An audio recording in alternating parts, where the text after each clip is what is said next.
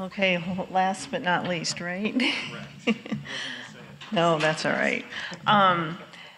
My background, like Steve had mentioned, I worked 24 years in the environmental lab industry, and I developed a program for private well owners.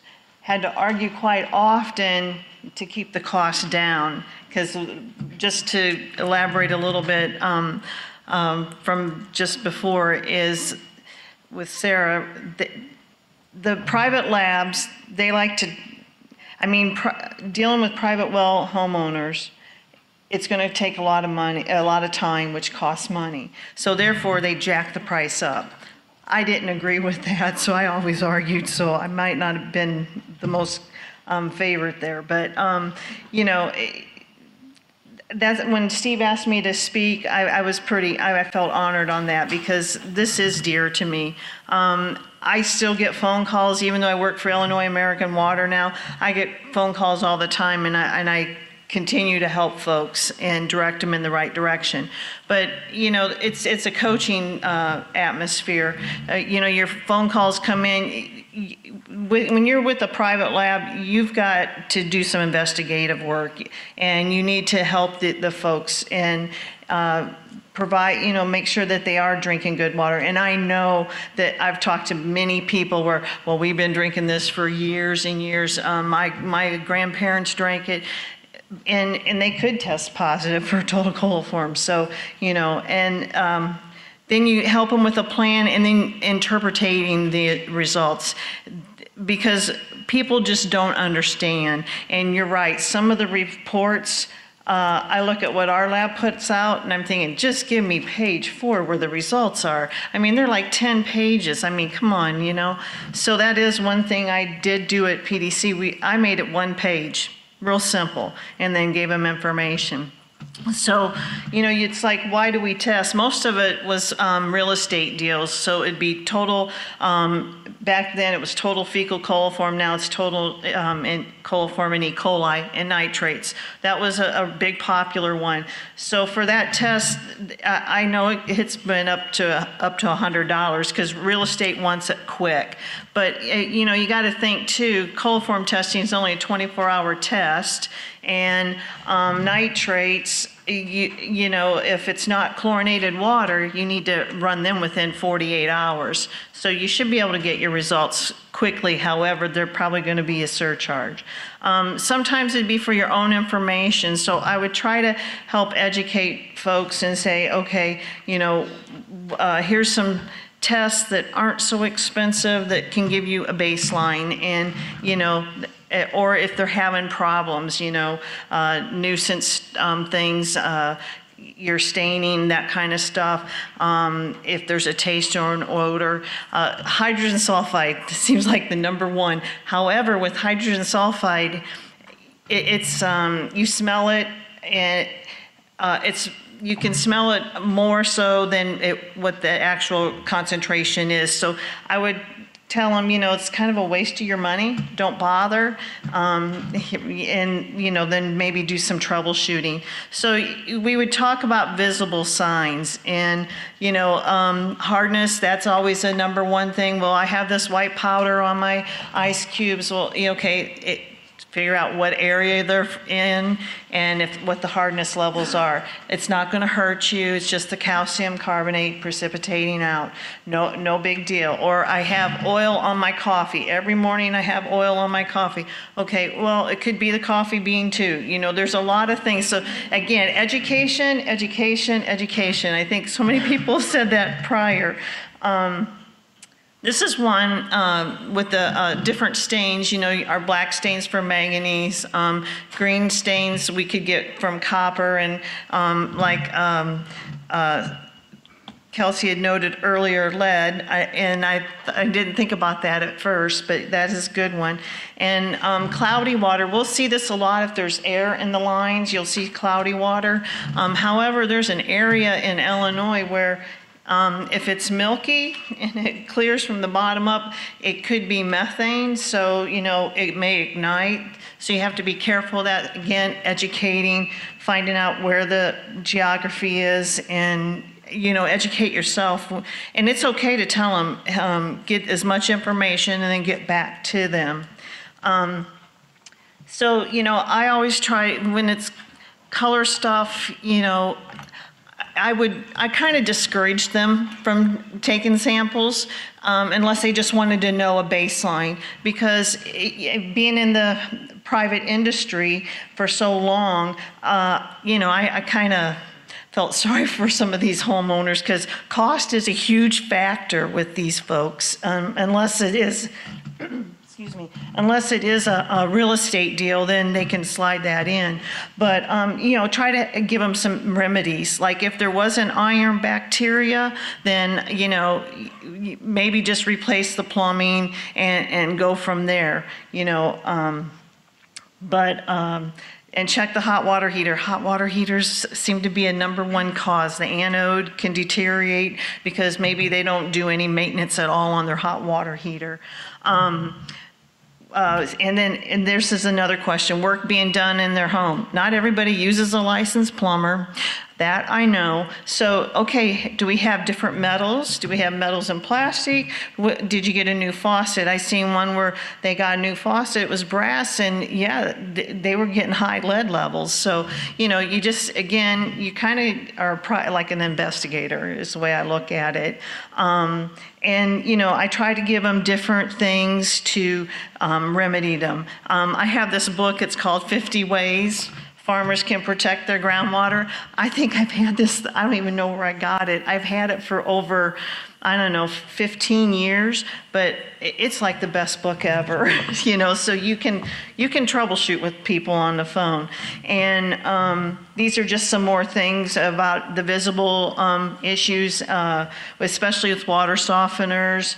And if if the beads can clog up and that kind of thing. Taste and odor, if you go through some of this list, this will also help you determine, do they need to test for metals? Do they need to test for maybe some volatiles or some pesticides? And so you start asking questions with your homeowners. Smell issues, again, and one thing too, ask them if they have a septic tank. That's another thing, could have cross contaminations, all that kind of thing. And methane gas or musty, and that I know in the area we can have that issue. So again, I know you're from all different states, and arsenic was talked about quite a bit. We had a little pocket here in Illinois where we had arsenic issues. So, and you're right, I had folks say, hey, we were drinking it when it was 50, now it's 10, and we're okay. You might be, that is true. I mean, you never know, but you just give them the information. Reasons why to test, this is just a little cheat sheet that I keep, along with my little book here, just to go through on why they should test. And when, let's see, it was when Dina and Frida were talking, and they wanted us to come up with some suggestions, and I was sitting back there, and Peggy said to me, and this is so true, and I didn't even think about it, it's not an obvious reason, okay? We tend to put off what we don't see, and that is true. The well, you turn the faucet on, it runs, okay. You don't deal with it until there's a problem, or until you have a smell or something, an issue is going on. Otherwise, if you just turn the water on, you test it. We all are so busy and wear so many hats, both professionally and at home, that before you know it, I mean, my goodness, June's going to start, we halfway through the year already. So, I never could understand that when I was young, and I'd see my grandparents and stuff talking about how time flies when you get older, and I'm thinking that makes no sense. There's 24 hours in a day, But you know what? As you get older, time really flies. So I can understand that. You don't get it tested, So again, it's going to be education. And, then you got to talk to them about their property. If they are farmers, okay, where's your well located?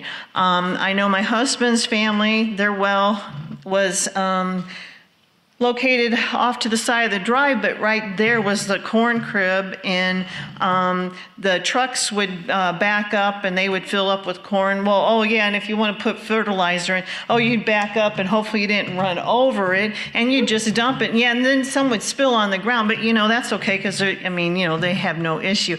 And I'm thinking, what in God's green earth are you, so people don't think about the things because that's the way they've always done it. So just because that's the way you've always done it, but you've got to ask these questions. You got to ask if it's a dug well, if it's a sand point or bored or whatever. You need to ask the folks these questions. From here on out, though, it's like contact well drillers, what I'm going to tell them, because that makes a lot more sense than instead of me looking up everything. But common tests, these are the common tests, and we've heard them all day today. The bacteria test, the nitrate, pH tells you a lot. Total dissolved solids, that's another one. And these tests are very inexpensive, so therefore the homeowner should be able to do this. They could do their raw water and their kitchen tap and get a baseline. And then do it annually, because if something starts changing, then that could be an indication we may have an issue to deal with. Okay, and then I call these nuisance ones, the iron, the manganese, and copper. Again, these can be very inexpensive tests. Lead and copper, lead, we've had a lot of in the press with lead and stuff, and so the best thing to do is to do the first draw, and I'll tell them out of the kitchen faucet. And the other thing is to now, after today, maybe some flushing, or some flush samples after you do your first one, then maybe a second and on, because you're right, you could disturb some of your pipe and you could get some higher results. So we've seen that too in the lab as well. Okay, and where to collect? Well, being it's drinking water, and when folks always want to know in their kitchen. They always want to take it in the kitchen. I'll tell them a bathroom faucet, it's usually not threaded. Kitchen faucets a lot of times are threaded. And so, on some tests we'll want to remove the aerator and bypass all treatment. And that's real important. And otherwise, you do the raw water, okay? And when you're collecting the bacteria, let's see, was it Mark? Yeah, Kickapoo Drilling. He is so right. If you've ever experienced an E. coli sample in the testing world, it's awful. And so you go back to your basics. And so what I would do with these folks, I would tell them, okay, we're going to be sending you a bottle. It's sterilized. So if you want to take it out of the kitchen faucet, the first thing you do is you're going to unscrew that aerator. And I said you have Clorox bleach wipes. Because most of people do. I'll tell them to wipe their faucet down around the threads and then inside, okay? And then turn the faucet on and let it run for a few minutes, and then get it down to a steady stream, and make sure your hands are sanitized as well. But it's imperative, and I'll tell them this, when you go to uncap it, you don't want no splashing in the sink, but when you go to uncap it, you make sure that cap stays down. You put the bottle under, you fill it, and then you cap it, and then set it down on the counter. But do not set the cap down. Do not put your finger, if your finger touches the threads as you're trying to thread the cap on, forget it. Get a new bottle, start over. Total coliforms you can pick up anywhere. I had a sample collector, and now he's done this for years, and he took a sample, a routine sample at one of our districts, and it was a sample station, no less. So he went and disinfected it, went to take the sample, and there was weeds around. Well, one, he didn't want to mow those down, weed whack them down or anything. So he just kind of moved them aside and took the sample anyway, and we did get a positive. So you know what? Now he had to do it all over again. So I try to explain to folks how important this is. And the nitrate, if you're going to do like a nitrate pH or total dissolved solids, all you have to do then is it's an unpreserved bottle, so just uncap it and fill it up to the neck and then cap it and you're fine. So, those samples aren't too bad to do. You got to pay attention to your back T sample. Your lead and corrosive water, same thing. We never send nitric acid preserved bottles out. We always send unpreserved. As long as the bottles come back for metals within 14 days from the date of collection, then we can run them with no problem by the method 200.8 and stuff. So it's a liability thing. So yeah, you just send out unpreserved. And again, you just fill up the bottle. Now, pesticides and herbicides, okay, SOCs, synthetic organic compounds. You'll get homeowners that says, well, I just want it all done. And I'm like, no, not really. And then, you go back to the investigative part, and it's like SOCs, this one whole panel of tests can run anywhere from $750 up to like $1,300. That's ridiculous, because I'm going to tell you what, I've been doing this, let's see, now I'm in my 29th year. Half of the ones on the list I've never seen in my whole entire career. So it's like, no, maybe you'll want to just do atrazine. Or, well, now that is in a method called 525, so you kind of get a little more bang for your buck.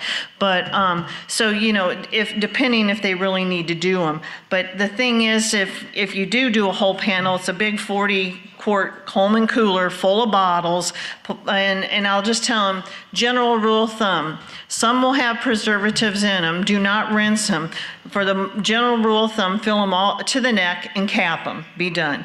The vials, anything that's a vial, and I said those, as a general rule of thumb, do not have headspace. What that means is when you're filling that bottle, you take it and you kind of tilt it, let the water run in, straighten it up until there's just a little bit of a bubble. I go, here's a trick, put a little water in the cap it. And I said, then invert it and see if there's a bubble in the bottom. If there's no bubble in the bottom, then you're good to go. But I said, it's just that simple. You can make instructions very complicated, but why? There's no reason to.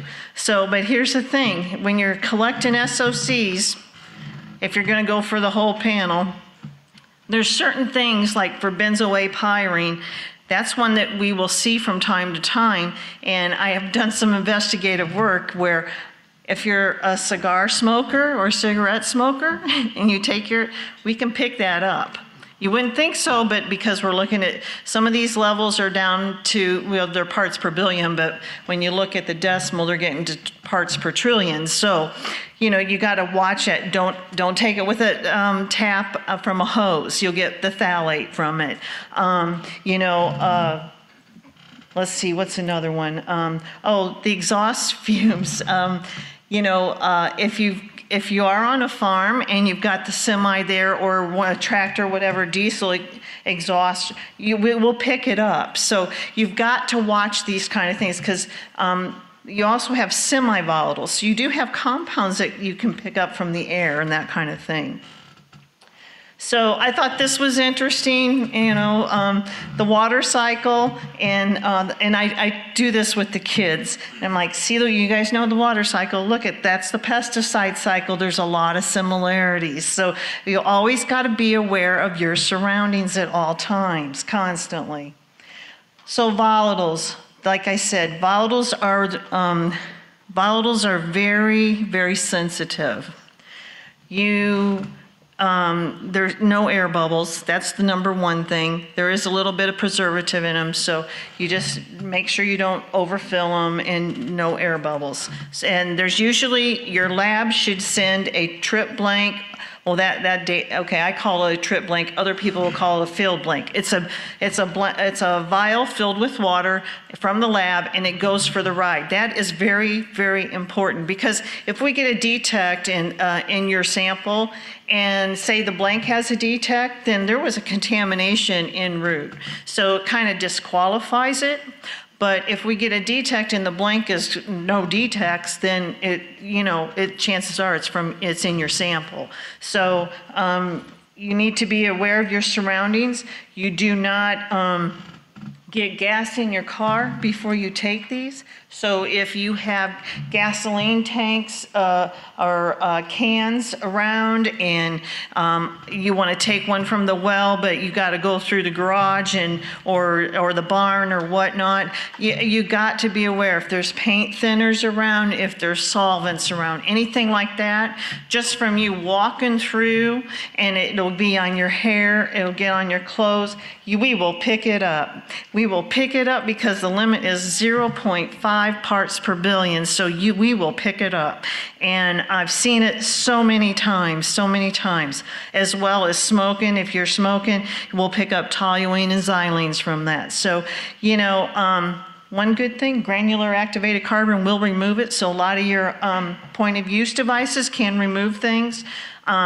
But well testing, leave that to the experts. But like I tell them, you can check around your well, like you said, the cap and that kind of thing. But they need a well inspector to come out and do that. But there are some things to check for. What to do with a positive?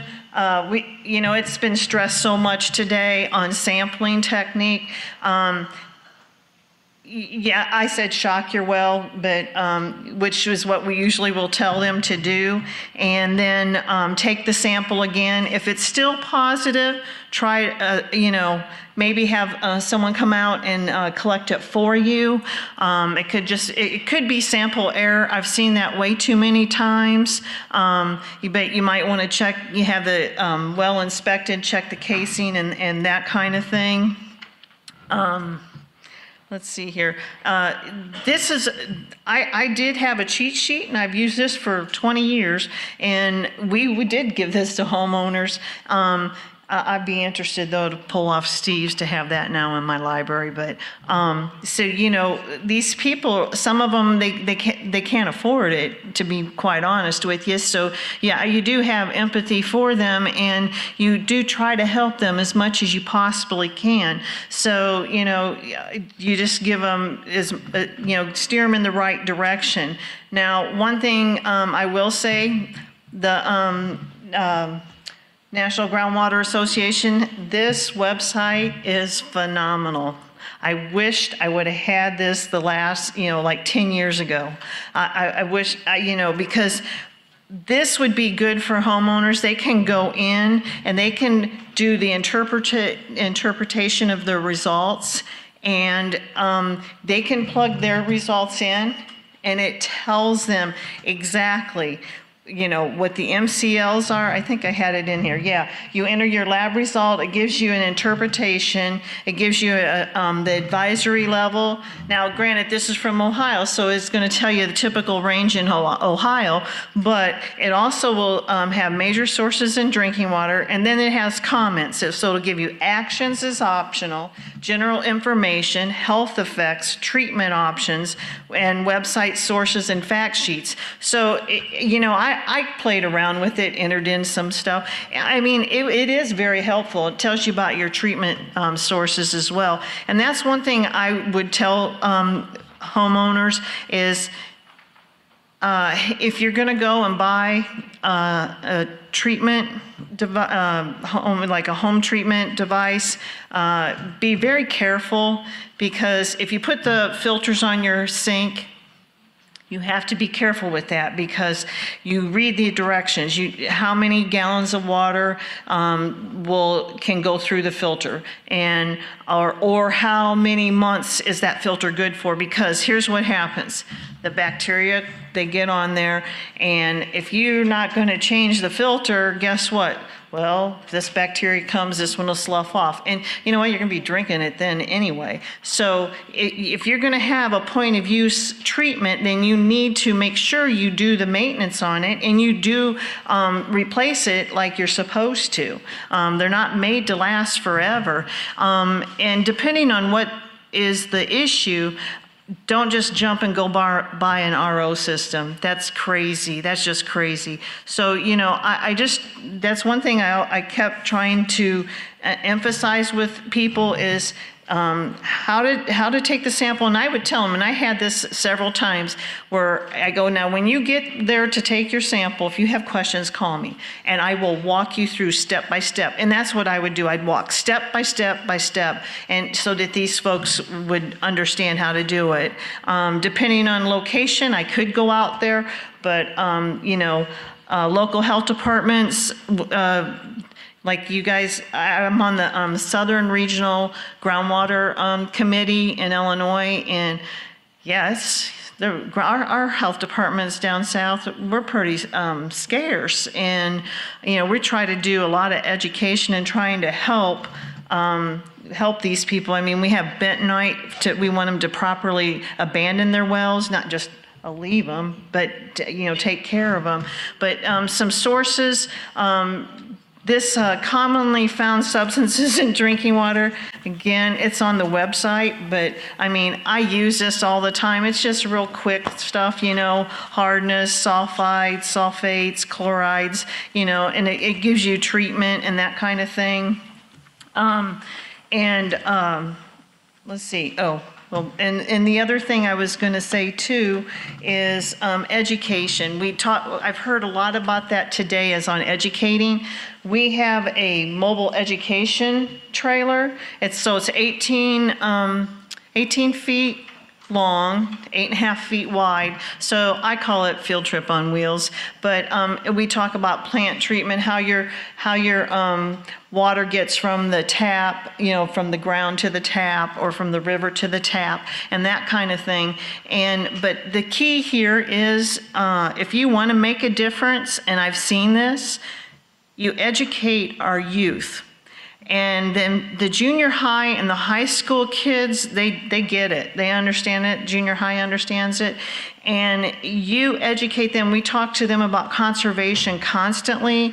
And they go home, they tell the parents, and guess what? The parents start doing it.